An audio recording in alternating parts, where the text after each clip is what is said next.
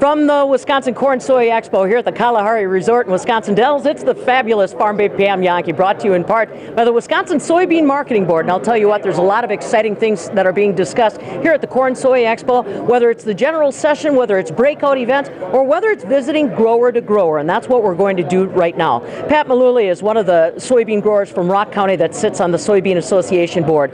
One of the reasons why we want to talk with Pat is there are some exciting developments potentially that we could see to soy processing in Wisconsin 2018 or somewhere in the very near future, we hope.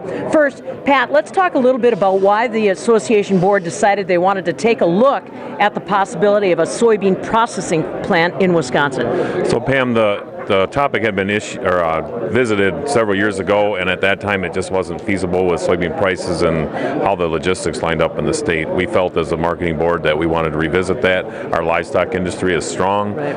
Soybean acres have grown, and it was time to revisit. And if you look at a Midwest regional map, there's a lot of crush plants around the state of Wisconsin, and we're importing our soybean meal, and we thought that it was time to look at that and take an opportunity here and get one in the state. Pat and I were talking that other states look at us with all our dairy cows, all our beef, all our poultry, and no processing. They're surprised.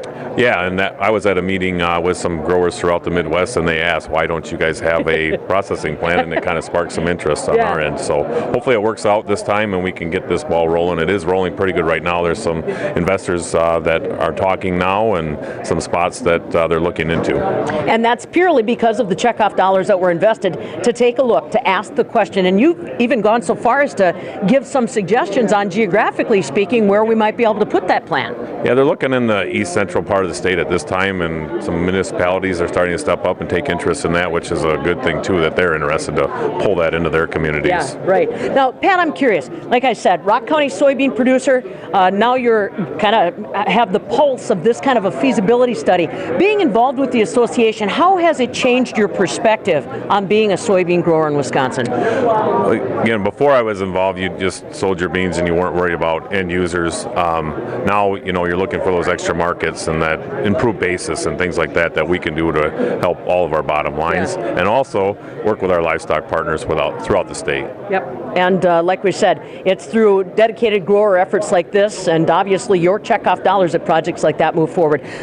Here at the Corn Soy Expo, what in particular is catching your attention from the grower's standpoint? There's so many breakout sessions, new technologies that you're always having to vet and think about. Yeah, new technologies definitely always here. You get to talk and communicate with your fellow growers and learn a lot from them. But this year with the tight margins, a lot of budget talks and knowing your bottom line, and still trying to be optimistic that we're into some weather markets now, and there's going to be opportunity, but maybe short-lived, that we can take advantage of. Yeah, right. And honestly, it's the relationship side of things. What you don't realize is you decide that you're going to do everything from your farm office, from your laptop, your desktop, on the phone.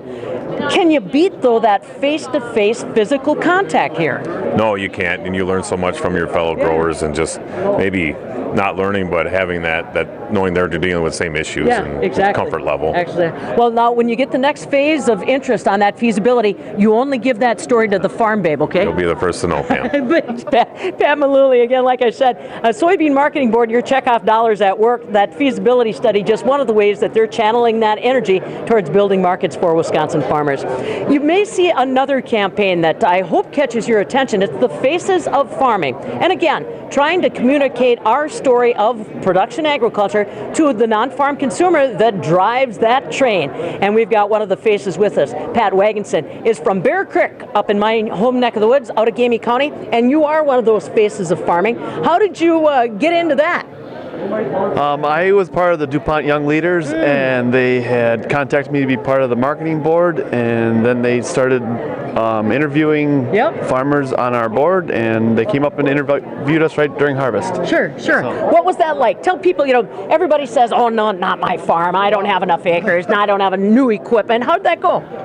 I enjoyed it because it's an opportunity to tell your story. If there's anything that the consumer wants, they don't want to hear about science, they just want to hear a story and how we produce our products. And it was a great opportunity.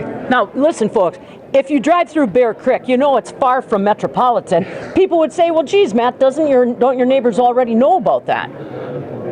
few do, but I go back to my wife who grew up in a rural town and didn't know how a combine worked. So, and she didn't realize that our field corn wasn't sweet corn, or so. Yeah. What's it been like? Have you gotten any feedback? No, I haven't. My video hasn't aired yet, so it's still waiting in the midst. All right. Well, then keep your eyes open for sure. Matt Wagenson from Bear Creek, one of the faces of farming. Tell us a little bit more about your involvement in the association. Like you said, when you first started farming on your own, did you fathom that you'd be a part of the DuPont Young Farmers Program? No, I didn't. My dad grabbed me my first time I came to Corn Soy. Says, "You're coming with me," and I met some great people. And then they got me involved. Yeah.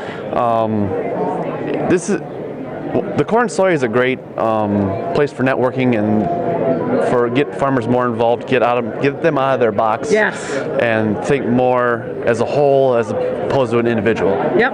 Well, it's a lot easier to pick up that phone and call somebody when you've already had a conversation with them face to face at something like this. Exactly. Yes. Yeah. Can't change the dynamics of doing business. Face to face. That's the way we like to do it in production agriculture.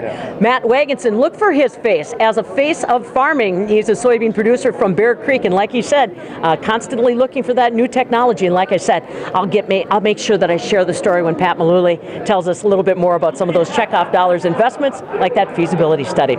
You can find it all right here at the Corn Soy Expo 2018, Kalahari Resort, Wisconsin Dells. For the Wisconsin Soybean Marketing Board, I'm the fabulous Farm Babe Pam Yankee.